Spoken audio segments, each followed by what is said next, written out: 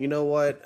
I'm not sure what I was expecting, but this movie did blow my expectations way out of the water. He's in it for the money, not the science. Sup, bitches? Welcome back to the channel. I'm IV. This is Reviews for You, and today we'll be talking about the long-awaited sequel to the hit 1996 film Twister. And this film is named Twisters. Get it? Because, you know, there's more than one movie, so now Twister is plural, making it Twister. I'm sure you get it. After the late great Bill Paxton died, I was not sure that there was ever going to be a continuation to this great franchise. But to be honest, once I did see the trailer for the new Twisters movie, I was nervously optimistic. But once we sat down in the theaters and watched the movie, my skepticism was quelled within, no lie, the first 20 minutes of the film. Immediately, we are dropped into a group of friends that have a lot of great chemistry together.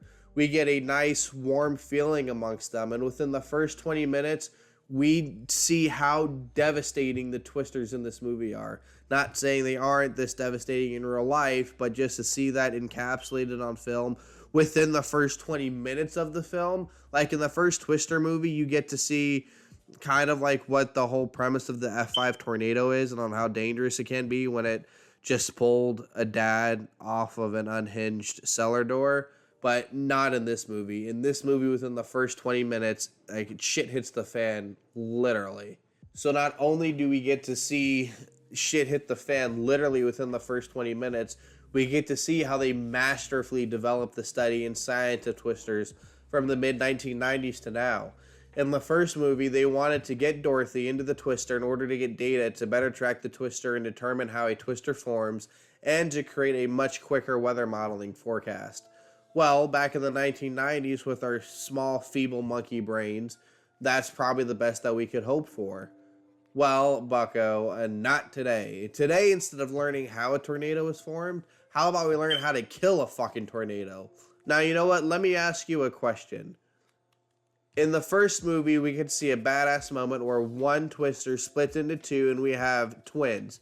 Well, what would be more badass than that? How about they have a fucking Twister go through a fucking combustible power plant and have it catch on fire, making it a fucking fire tornado. Continuing with the story, it didn't feel like it had any low points except for the very end, which we'll get to later. The beginning, as I've said many times, started off badass. The middle never felt ill-paced. Every low period would be followed immediately by a high-speed chase to get to the next action scene, not allowing the viewer any time to breathe, but constantly engaging in the movie. And the ending was perfect to me, up to a certain point. There was a lot of perfectly timed comedic moments that kept the movie from being taken too seriously, especially at times that it didn't need to be taken too seriously.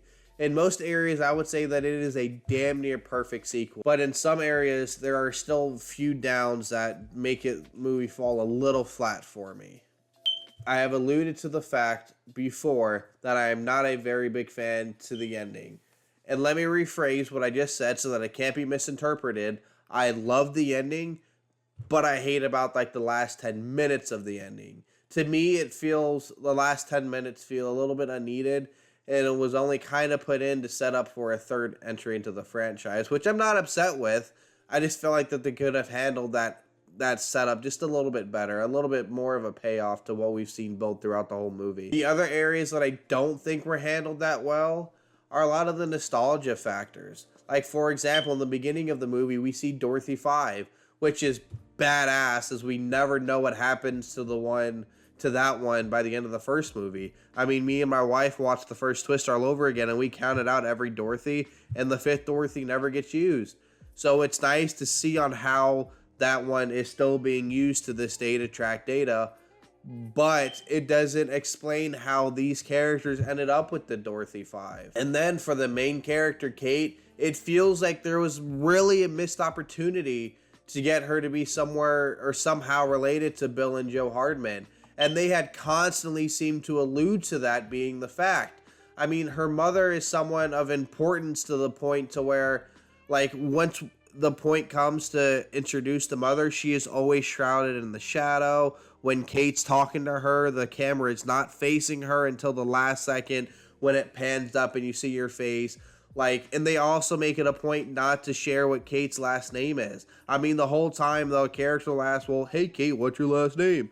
Oh, I'll just go by Kate. Like, she makes it so clear that she does not want anyone knowing what her last name is. And it felt very much like a missed opportunity for them to tie in the character with Bill and Joe Harden.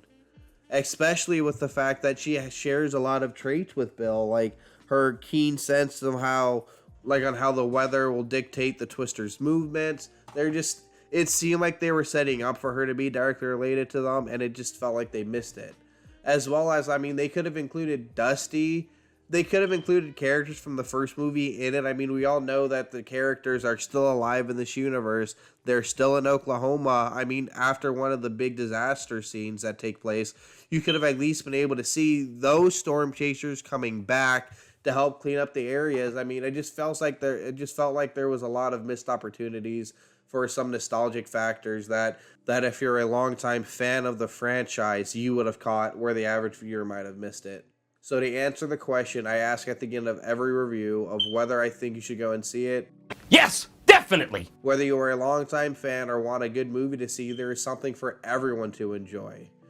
So if you guys like this content, please like, share, and subscribe. I never thought we would be close to 100 subs and never thought I would continue with this channel. But here we are. We are actually trying to figure out a special video to put out for 100 subs, and I think I have the perfect idea. One of my earlier videos, I discussed how much I fucking hate Jeepers Creepers 4. Click up at the link if you haven't seen it. In that video, stupidly I had mentioned that I was going to be putting out a video highlighting and showing why that movie sucks and everything that went wrong with that movie. And if we hit 100 subs, I think I'll finally put out the video. I have refused to rewatch this dumpster fire of a movie for the past 2 years, but for 100 subs, I'll do it. Against my better judgment. So thank you all for watching, and we will catch you at the movies, and hopefully it will be another great movie.